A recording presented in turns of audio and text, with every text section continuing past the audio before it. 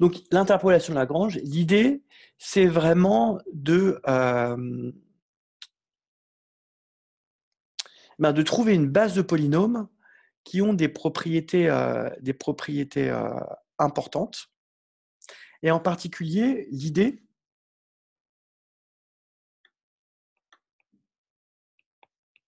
ça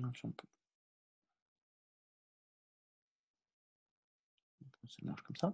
Donc l'idée, c'est, bon, imaginons que j'ai une fonction f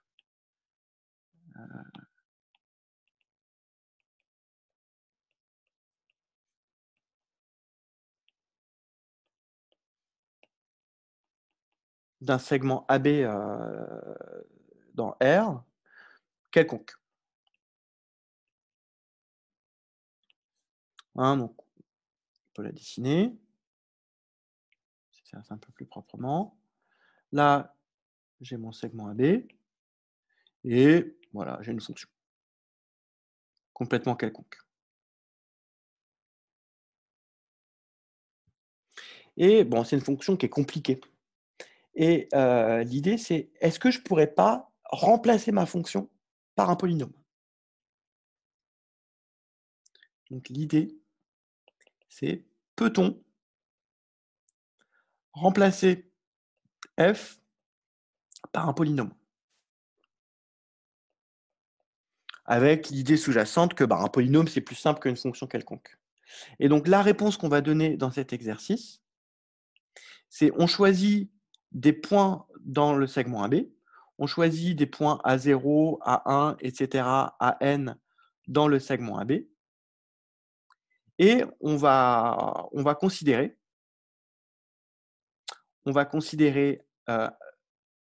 l'unique, alors ça on démontrera que c'est unique, l'unique P de degré O plus n, à coefficient dans R, tel que, eh bien, le polynôme et la fonction coïncident en chacun des points AI. Pour tout i, P de AI est égal à F de AI. Et donc, on dit à ce moment-là qu'on a fait une interpolation polynomiale. On dit qu'on a fait une interpolation polynomiale. Interpolation polynomiale pour se rapprocher de f. Pour se rapprocher de f. Et donc, si on reprend le dessin, qu'est-ce qu'on a fait concrètement? Eh bien, là, ouais, c'est trop fin, en fait, les axes, comme ça. Là, j'ai ma fonction a, b, qui fait un peu n'importe quoi, fonction quelconque, qui n'est pas forcément polynomiale. Et en fait, je vais interpoler en certains points. Donc, je vais avoir, par exemple, A0 qui est ici, A1 qui est ici, A2 qui est ici, et A3 qui est ici. Donc là, je vais avoir un polynôme de degré 3. Je vous rappelle, un polynôme de degré 3, typiquement, degré 3, ça va correspondre à un truc comme ça. Ok, donc là, je dois passer par ce point-là. Passer par ce point-là. Ensuite, je dois passer par ce point-là. Ensuite, je dois passer par ce point. Okay, et donc là, je vais essayer de voir à quoi ça pourrait ressembler.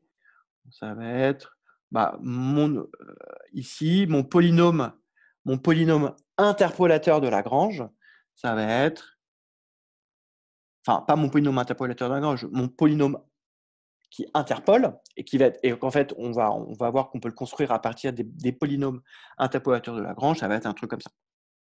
Hop, ça remonte, ça marche pas du tout ce que j'ai fait. Donc, je vais essayer de réfléchir. On pourrait imaginer peut-être un truc comme ça à ce moment-là.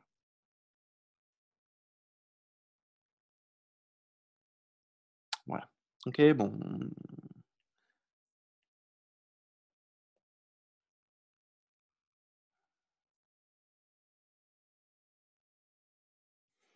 Vous voyez que le polynôme, hein, ça c'est le polynôme interpolateur. On voit ici que en fait, c'est une très mauvaise façon de procéder. Oui, effectivement, le polynôme et la fonction coïncident au point qu'on a prescrit, mais ça approche très très mal la fonction. Ok, ça approche très très mal la fonction. C'est même un phénomène qu'on peut mesurer, qu'on peut démontrer mathématiquement, qui s'appelle le phénomène de Runge, qui peut donner l'occasion de problèmes. Phénomène de Runge. Dont je ne parlerai pas, mais on peut montrer qu'effectivement, plus on va augmenter les points d'interpolation, notre fonction ne va pas se rapprocher en fait. C'est-à-dire qu'on va avoir des écarts de plus en plus grands qui vont se faire comme ça. Certes, on va coïncider en plus de points, mais en dehors de ces points, ça va exploser. Donc ça, c'est un petit peu le contexte. Hein. On veut essayer de trouver un polynôme qui passe par des points. Donc maintenant, on va résoudre l'exercice. Alors, donc, je fixe un entier n, appartenant à n étoiles, et je fixe des scalaires, alpha 0, alors je les ai appelés alpha 1, alpha n plus 1, bon, c'est une mauvaise idée, je changerai ça pour l'année prochaine. On va les appeler alpha 1, alpha n plus 1. Déjà, première remarque, hein, donc ça c'est des scalaires, première remarque réflexe, n plus 1 scalaire. Ça me fait penser à dimension n plus 1. Parce que choisir n plus 1, n plus une valeur, là, l'idée, c'est que mes alpha i, ça va être les points pivots et je vais regarder les valeurs de la fonction en les alpha i. Donc, j'ai n plus un choix possible. Choisir n plus une valeur dans K, bon, c'est équivalent à choisir un vecteur grand X dans K puissance n plus 1. Exactement la même chose. Donc, on est bien en dimension n plus 1. On est bien en dimension n plus 1. Hein, ici, c'est pas mathématique. Hein, c'est un petit peu l'idée, on est dans un contexte en dimension n plus 1. Et ça nous fait penser à la dimension de Rn crochet x, les polynômes de degré O plus n, c'est n plus 1. Attention, piège classique, la dimension de Rn crochet x, ce n'est pas égal à n, c'est égal à n plus 1. Et donc, voilà, déjà, premier réflexe quand je vois ça, on pourrait trouver bizarre, pourquoi on part de n plus 1 scalaire, où on va interpoler, parce qu'on veut retomber dans Rn crochet x, polynôme de degré au plus 3. Donc, il faut 4 scalaires. Rn, hein, dimension de R3 crochet x, c'est 4, c'est pas 3. Et premièrement, première question, on considère l'application phi qui va de k puissance, alors kn crochet x, dans k puissance n plus 1, et qui a un polynôme P associe la liste de ces valeurs au n points. Donc, premièrement, je regarde combien vaut P de alpha 1, puis ensuite, je regarde combien vaut P de alpha 2, etc. Puis, je regarde combien vaut P de alpha n plus 1. Hop, et on considère ça. Alors, premièrement, bon, je ne vais pas le faire. C'est OK, on a bien que phi est linéaire. Phi est linéaire. 1, IE, phi qui va de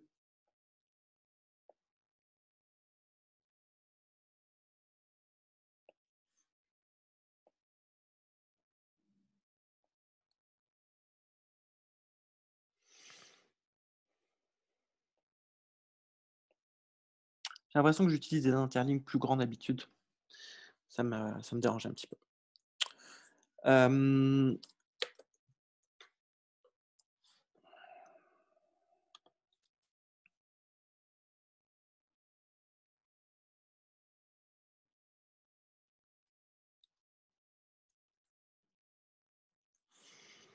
Donc, on a phi qui va de kn crochet x dans K puissance n plus 1, qui est linéaire.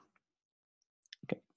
Ça appartient bien à l'ensemble des applications linéaires de Kn crochet X dans Kn. Bon, il n'y a absolument rien à vérifier, c'est super bateau. On a bien une application linéaire. Petit b, il faut montrer que phi est un isomorphisme.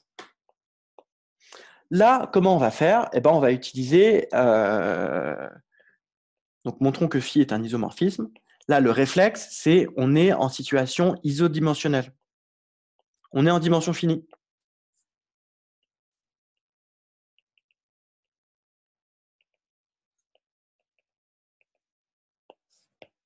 On est en dimension finie, et en dimension finie, on a l'équivalence entre... Donc, j'ai phi qui est un isomorphisme, si et seulement si phi est injectif.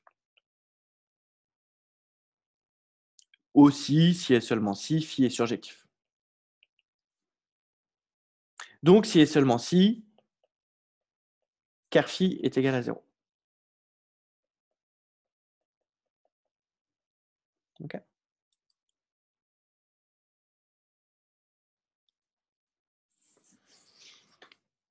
Et ça, c'est vraiment un réflexe.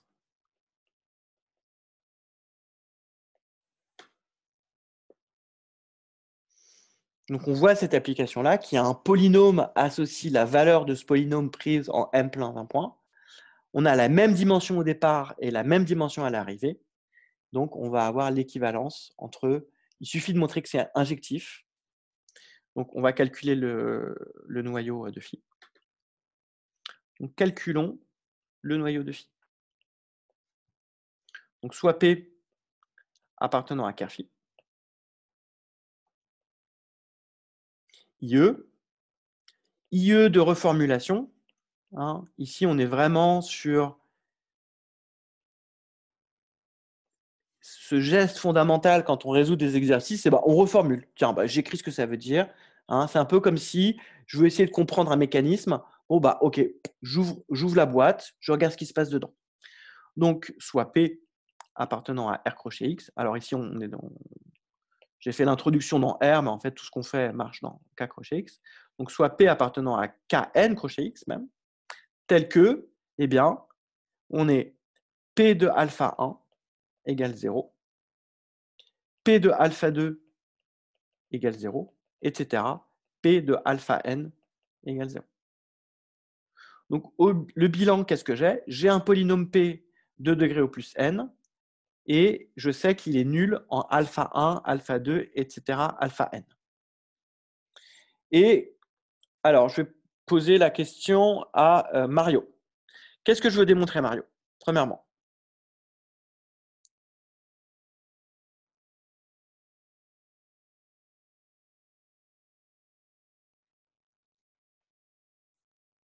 Est-ce que tu arrives tout de suite à voir ce qu'on veut démontrer? Monsieur, excusez-moi, je pense que c'est P de alpha n plus 1 le dernier. Ouais, tu as raison.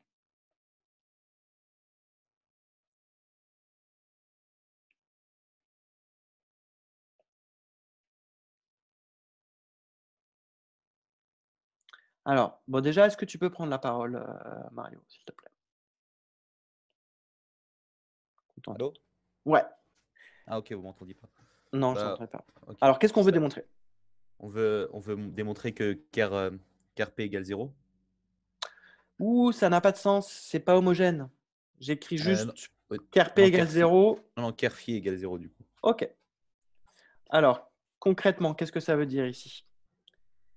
Je suis en train de parler de P et toi, tu me parles de phi. Alors, c'est juste ce que tu me dis. On veut montrer que ker phi égale 0. Qu'est-ce qu'on veut montrer en termes de P? Je veux que dans ta phrase, le sujet, ça soit quelque chose qui dépende de P. Je sais pas, on veut montrer que alpha P, P carré égale 1, un truc comme ça. Allez, je t'aide, Mario. Regarde, j'ai pris P dans ker phi. Oui. Qu'est-ce que je veux montrer? On veut montrer que P égale 0. Tout à fait.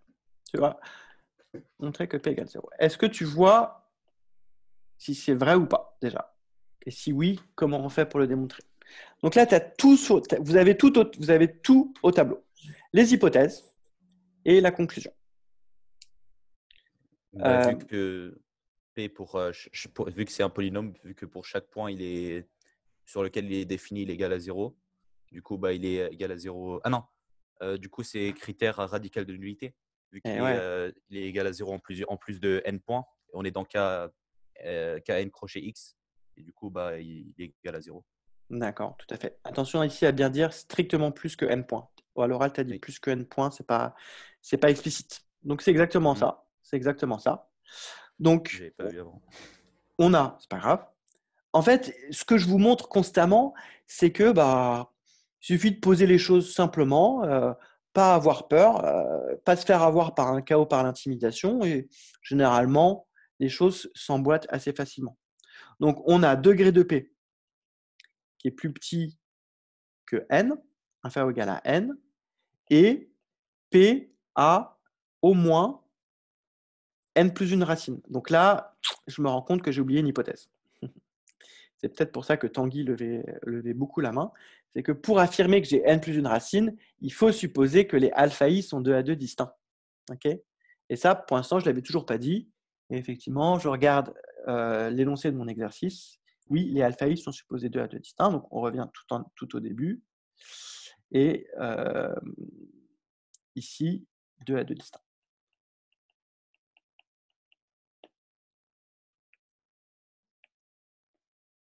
Bon, j'ai compris pourquoi j'étais mal à l'aise avec l'aspect qu'avait le stylo et les interlignes.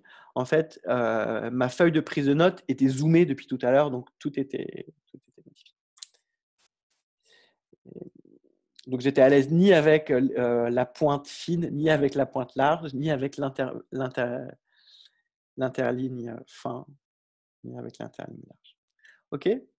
Donc ici, j'ai pris le soin de dire que P, je n'ai pas dit P a n plus une racine, parce que c'est un peu ambigu. Qu'est-ce que ça veut dire P a n plus une racine? Est-ce que ça veut dire P a exactement n plus une racine?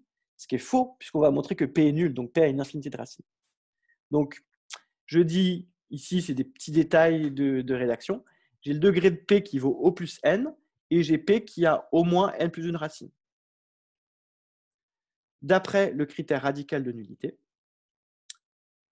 d'après le critère radical de nullité, on a donc P égale 0. Okay, là, le donc est une faute de français, une redondance. On a P égale 0. Ce qu'on voulait démontrer. Ainsi, ker phi est réduit au polynôme nul. Donc, phi est injective. Or, la dimension de l'espace de départ est égale à la dimension de l'espace d'arrivée, est égale à n plus 1. Donc, phi est un isomorphisme.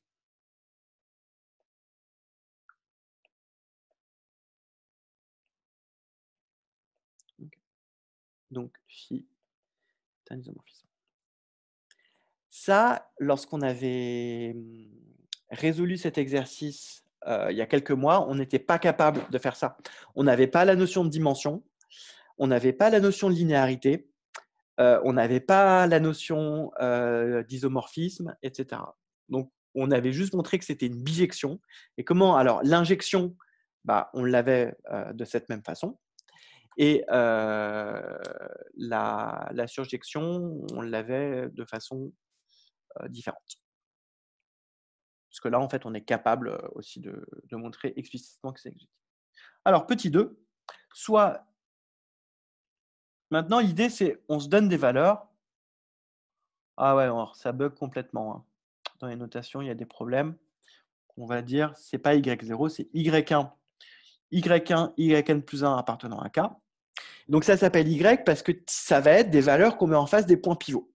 Donc, j'ai mes points pivots alpha 0, non, alpha 1, alpha 2, alpha n plus 1. Et là, je prends des valeurs Y1, Y2, Yn plus 1 que je vais mettre en face et je vais essayer de voir si je peux reconstruire un polynôme. Et donc, on veut montrer Monsieur, Oui. juste, vous avez dit que phi était un ISO, mais est-ce qu'on avait montré avant que c'était surjectif du coup? Non, mais je suis en situation de même dimension à l'arrivée et Ah, même ok. Oui, pardon, dimension j'avais pas vu cette ligne. au départ. Oui, oui, c'est D'accord? bon, j'avais pas vu cette Et ligne, donc, dans désolé. ce cas-là, ça fait, je sais pourquoi tu me poses la question, parce que j'ai oublié de dire que là, on a pris une réduction moins 50%. On a Oui, utilisé notre carte de fidélité et on a 50% de réduction. On oui, monte l'injectivité et le magasin est voilà, content de nous revoir. On est un client habituel. merci. Surjectivité gratuite. Donc ici, on veut montrer qu'il existe. Donc là, je me fixe des valeurs et je veux montrer que j'ai un seul polynôme qui passe par ces valeurs. On veut montrer qu'il existe un unique polynôme P appartenant à Kn crochet X, tel que mon polynôme P prend les valeurs YI au point pivot alpha I.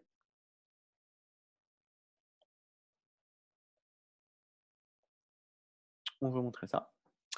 Alors, Gaspard, est-ce que tu peux m'expliquer comment on va faire pour démontrer ça? Qu'est-ce que tu as à dire à ce propos? Oui, vous m'entendez? Oui, je t'entends. Ok. Je t'entends. Donc, d'après la question précédente, on a montré que phi c'est un isomorphisme. Donc, je dirais par définition d'un isomorphisme, on a le résultat. Ouais, tout à fait. Ça, c'est une fausse question, en fait. C'est un piège. Quand on voit une question comme ça, il faut juste répondre, eh bien, c'est exactement la définition. C'est exactement la définition de phi bijective. Pour tout point à l'arrivée, c'est-à-dire pour tout n plus 1 uplet de scalaire, j'ai un unique point au départ, c'est-à-dire un polynôme de degré au plus n qui correspond. C'est exactement la définition de phi bijective. Donc ça, il n'y a rien à dire. C'est juste pour voir ceux qui suivent encore dans l'exercice. Petite question cadeau. Alors maintenant, donc là, on a démontré ça de façon purement abstraite. Et en fait, les polynômes interpolateurs de Lagrange, c'est une façon de dire, je vais montrer la surjectivité concrètement. Je vais vraiment vous mettre un polynôme sous les yeux qui permet exactement c'est-à-dire que là, mon existence ici, pour l'instant, elle est purement théorique. Et ce qu'on va faire dans la question 3, c'est on va avoir une existence effective. On va donner une écriture avec des sommes et des produits de ce polynôme-là. Donc, pour i compris entre 1 et n plus 1, on définit, et ça, vous devez être capable de retrouver la définition tout seul. Donc, j'avais passé pas mal de temps lorsque j'avais corrigé ça la précédente fois pour vous faire sentir cette définition, mais maintenant, vous devez être capable de, la sortir vous-même. On définit L indice I. Qu'est-ce que ça va être? En fait, c'est le polynôme qui s'annule partout, sauf en alpha I. Donc déjà, comme tous les alpha J sont racines, déjà, c'est du produit de x moins alpha J pour J différent de I. Pour J variant de 1 à n plus 1 et J différent de I. Okay. Là, je ne suis pas en train de regarder la définition du TD. Le TD donne la définition, mais vous devez être capable de retrouver par vous-même la définition. Et ensuite, ce que je veux, c'est que ce polynôme LI, il vaille 1 en alpha I. Bon, il suffit de faire ce qu'on appelle une renormalisation, c'est-à-dire je regarde combien vaut là l'expression que j'ai écrite, combien elle vaut quand je l'évalue en alpha I. Elle vaut ce que ça vaut en remplaçant x par alpha I. Et donc, je divise par cette valeur, comme ça fait 1. Donc, je divise par le produit pour j variant de 1 à n, j différent de i, de mon expression évaluée en alpha I. Et le nombre par lequel je divise est bien non nul, parce que les alpha I sont 2 à 2 distincts. Ce nombre est bien non nul, car les alpha I sont 2 à 2 distincts. Et donc, c'est ça la définition de la base des polynômes interpolateurs de Lagrange. Hein, donc, L1, L2, etc., Lm plus 1 est appelée la base, la famille, on va mettre dans le premier temps, on n'a pas encore montré que c'est une base, la famille des polynômes interpolateurs de Lagrange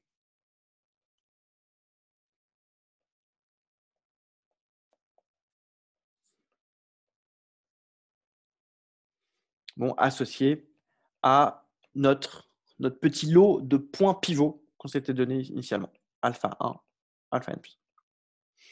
Et donc, qu'est-ce qu'ils font ces polynômes interpolateurs? Ils viennent réaliser une des valeurs, mais qui est élémentaire, qui est 1, 0, 0, 0, 0, 0, 1, 0, 0, 0, 0, c'est-à-dire la base canonique. Et donc, vu que le problème est linéaire, vu qu'on sait réaliser toutes ces fonctions de test, en quelque sorte, toutes ces distributions de points qui sont extrêmement simples, les plus simples possibles, que des zéros, sauf un 1 en ième position, et bien par linéarité, en recomposant, clac, clac, clac, on est capable de tout recomposer. Okay, donc ça, c'est la définition de la famille des polynômes interpolateurs de Lagrange, associés à notre famille de points initiale. Voilà. Là, j'ai toujours pas regardé la question qui m'intéresse. Okay, tout ça, je suis capable de vous le dire. C'est bon. En même temps, c'est qu'une définition. Alors, petit a, il faut montrer que les LI sont de degré au plus n. Bah, pas de problème. Donc on va fixer i. On a le degré de LI qui est égal à la somme des degrés de x moins alpha j. Pour j variant de 1 à n plus 1 et j différent de i. Là, on peut mettre une petite justification pour faire plaisir au correcteur, car pour tout PQ appartenant à K crochet X, le degré de PQ, c'est le degré de P plus le degré de Q.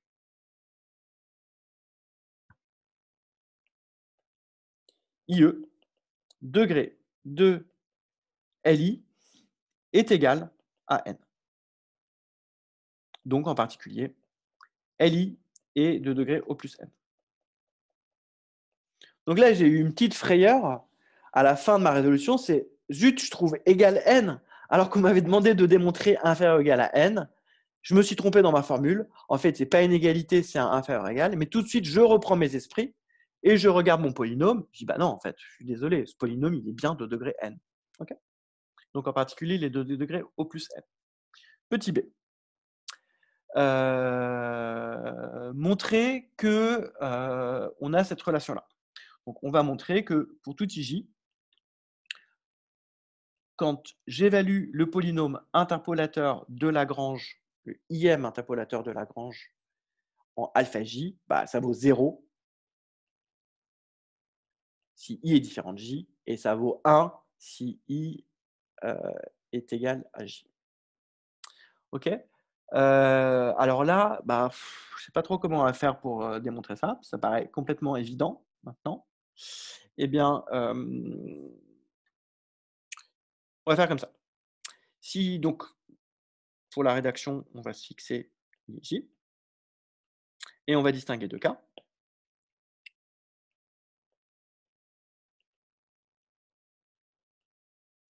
Premier cas. Si i est différent de j, comment je vais m'en sortir? Je vais m'en sortir comme ça. On a x moins alpha j qui divise le produit. Je vais prendre qui divise le produit pour L différent de I. L variant de 1. Alors ça va pas être sympa, ça va couper au milieu de la page. Donc,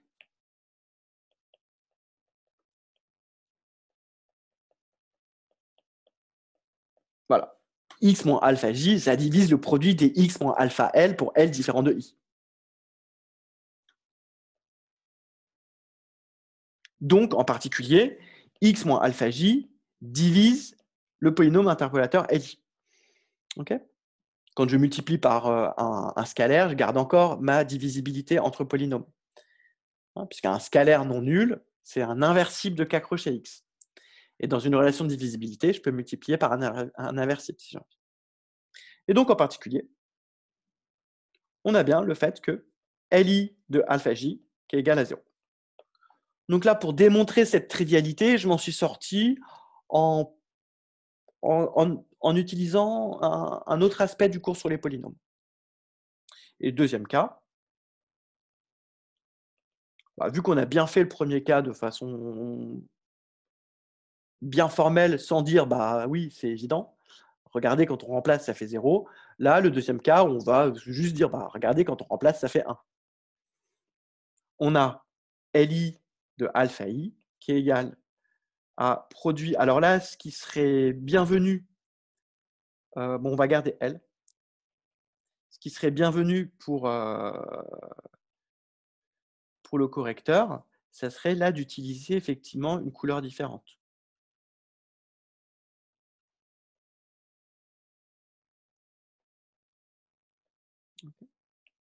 J'évalue mon polynôme en alpha i. Bon, c'est la même expression en haut et au numérateur et au dénominateur, donc ça fait 1. Donc on a bien le polynôme Li qu'on a défini de façon hyper formelle, un gros produit, une grosse somme, il interpole bien la famille epsilon. Voilà, donc ça montre le petit b. C'était une question évidente aussi. Petit c, voilà une question plus marrante. On va montrer que pour tout P appartenant à Kn crochet X, P est égal à la somme I variant de 1 à n plus 1 de P évalué en alpha I fois Li.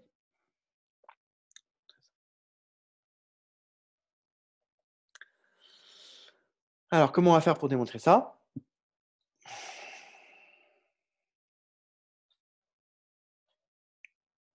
On va évaluer. On va noter le polynôme de droite Q. On va évaluer Q en alpha I.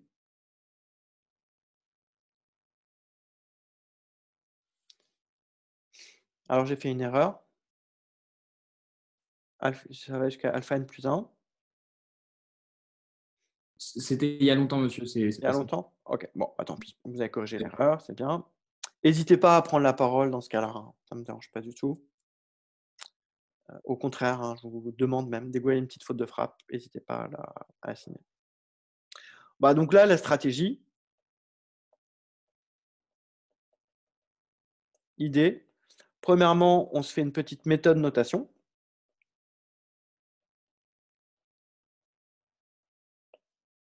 Donc, on note Q, l'autre polynôme. On note Q, le polynôme somme I variant de 1 à n plus 1 de P de alpha I fois Li. Et ensuite, on montre que pour tout I, donc ici, pour tout I compris entre 1 et n plus 1, on a Q de alpha I qui est égal à P de alpha I. Et oui, mais comme il n'y a qu'un seul polynôme qui prend la valeur P de alpha I, d'après la question numéro d'après la question numéro 2, c'est que nécessairement P égale Q. Allons-y. Donc, soit I, compris entre 1 et n plus 1, et bien on calcule. Pareil, ça va être trivial en fait.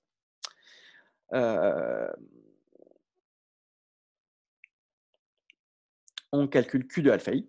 Alors, je vais mettre un petit 0 pour ne pas m'embêter sur mes indices.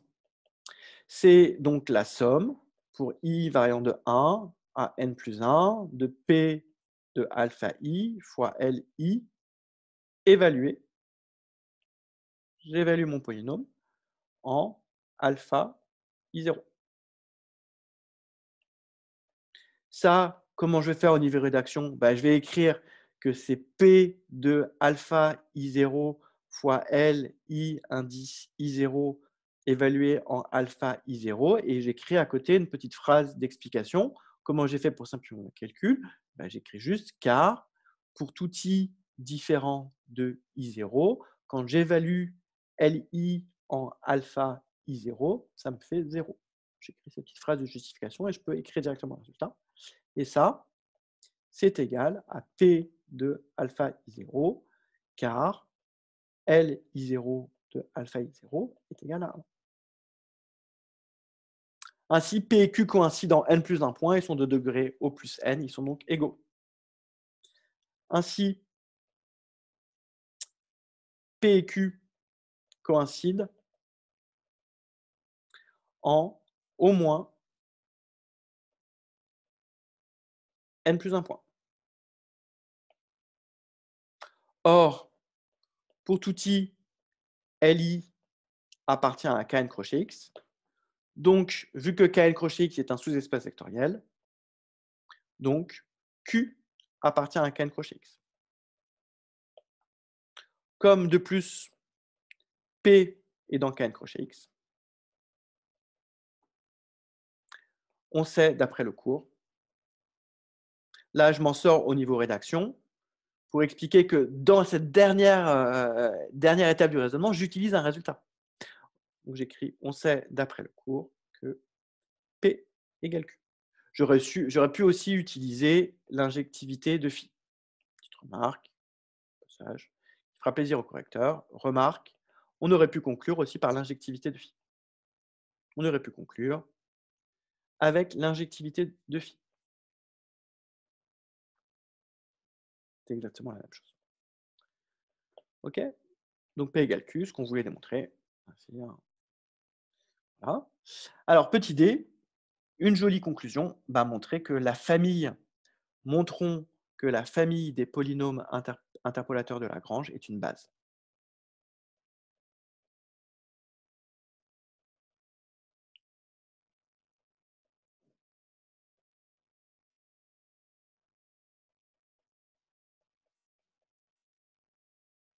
Quel est le réflexe quand je veux montrer qu'une famille est une base?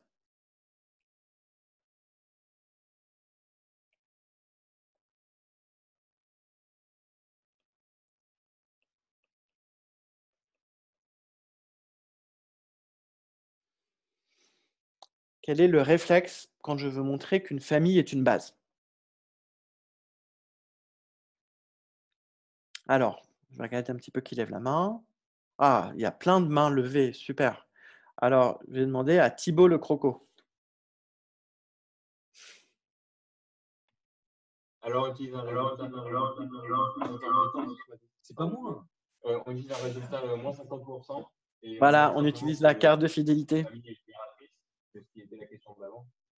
Tout à fait, c'est exactement ça. Hein, le réflexe, quand on veut montrer qu'une famille est une base.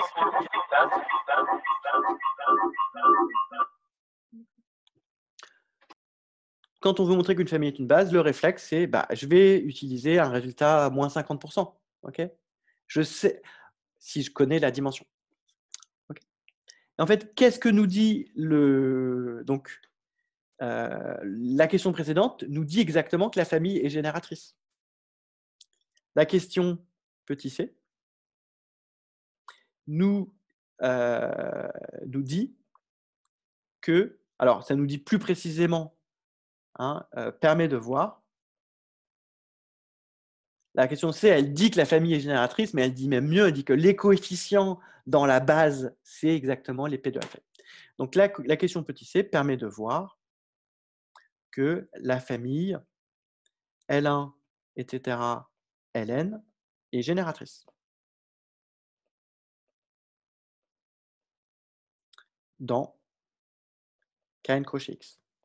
N'oubliez pas, quand vous parlez d'une famille génératrice, toujours dire où vous êtes générateur.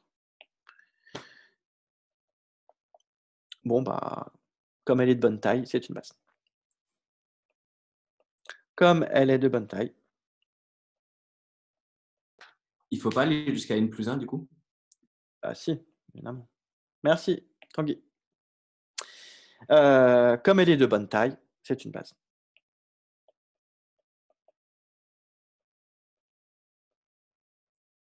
Voilà, donc ça termine l'interpolation de Lagrange. Est-ce que vous avez des questions sur cet exercice avant qu'on passe à un autre exercice? Monsieur, moi j'ai une question. Ouais, je t'écoute. Est-ce que, comme elle est de bonne taille, ça s'écrit sur une copie ou pas? Oui, tu peux l'écrire. D'accord. Merci. Est-ce qu'il y a d'autres questions avant qu'on passe à un autre exercice?